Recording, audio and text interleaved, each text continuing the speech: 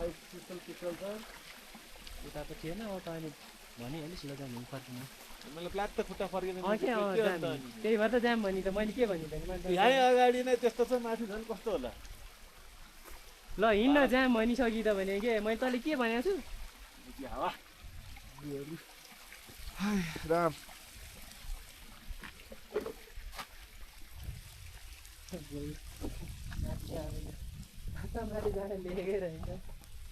त्यस्तो मलाई रिक्स लिएर जान्छ ल्याप्पो लगाएर केही भइहाल्यो भने के त्यो त त्यस्तो चिप्लो बाटो त हिँड्ने होइन त मैले अघि नै भनिएको छु त नि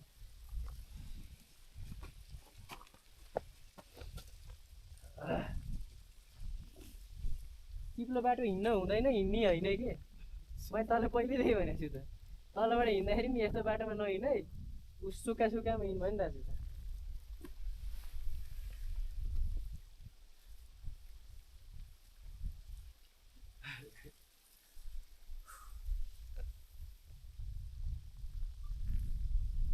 अहिले टाइम 3:15 भयो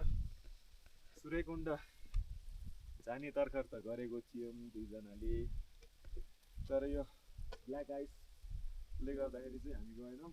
हिउँ जमेको भएर हिउँ कडा छ त्यो कडा हिउँमा चिप्लिन्छ सो हामी जान सक्दैनौँ त्यसैले हामीले त्यसलाई प्लान क्यान्सल गर्यौँ अब हामी फर्किन्छौँ नेक्स्ट टाइम हामी नेक्स्ट टाइममा गर्छौँ यो सूर्यकुण्डको यस्तो भयो क्या आइस छ नि यो बाटोमा हिँड्न लागेको बाटो नै क्लिक त हुन्छ नि why we are not going Suryakund हावाले मेरो इङ्ग्लिस सुनेर अब हामी So go to tonight to go Suryakunda. So we are going back in our old खाना खाने ठाउँमा सो फर्क्यौँ अब यहाँबाट गोसाइकुण्डमा अब त्यहाँ आउँछ हेर है चिप्लो छ रे तल त्यस्तोमा नटेक होइन गोरु देउता दर्शन गरेर अब यहाँ अब यहाँबाट फर्किँदैछौँ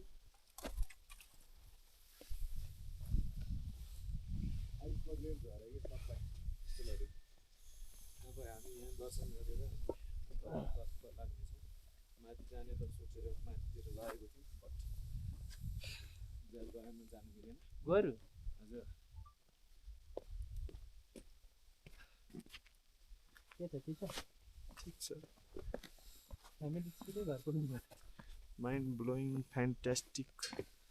के भन्छ त्यसलाई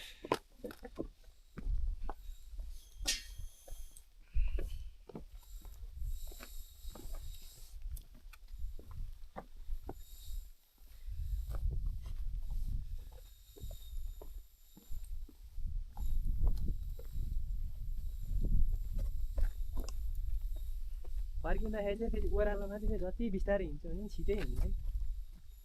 कि लट्ठी टेक्नु पऱ्यो